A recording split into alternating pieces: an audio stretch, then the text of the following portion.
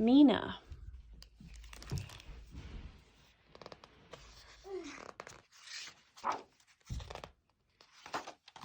Mina lived in her own little world where nothing ever bothered her, except for one thing.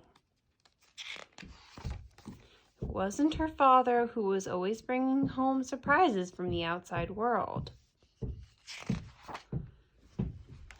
And it wasn't the tin can he found that made his jokes louder. And it wasn't the collection of antique art that he thought would make them rich. And it wasn't even the band of musicians he met in the woods. She barely noticed any of those things. But one day her father came home and said, "Mina, come outside. I have a really big surprise for you." And that's when she started to worry. "It's a squirrel," he said. "I don't think that's a squirrel," said Mina. "Of course it is. Squirrels are bigger than mice and have long bushy tails." "I don't know," said Mina. That night, Mina couldn't sleep. "There's nothing to worry about," said her father.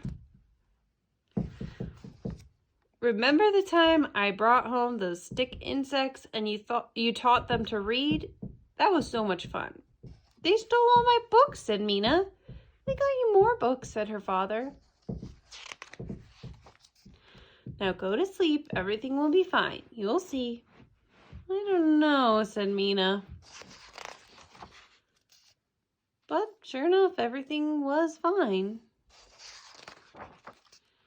For a little while. Until one day, Mina's father said, "He's not eating. Something's wrong. Do you think he's lonely?" "Perhaps," said Mina, "but whatever you do, don't bring home any more surprises." But the next day, he brought home 2 more surprises. But they wouldn't eat either. So Mina's father called the doctor, who came right away.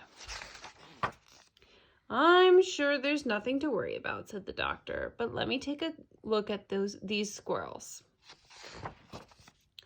"Oh, I see the problem," said the doctor. "The problem is that these squirrels are definitely cats." "Oh no," said Mina's father. "Oh dear," said Mina. And then, all at once, the cats chased Mina and her father and the doctor into the woods and over the pond and up a tree, when finally Mina said, "Stop. We shared our home with you, our food, our toothpaste, and this is how you repay us, by trying to eat us?" "Yes," said the cats. And they were about to eat the mice when the strangest thing happened. A stick insect walked slowly into the fray, and she licked her finger and opened a book and started reading out loud with a deep, charismatic voice, which is how all stick insects sound. And the cats slowly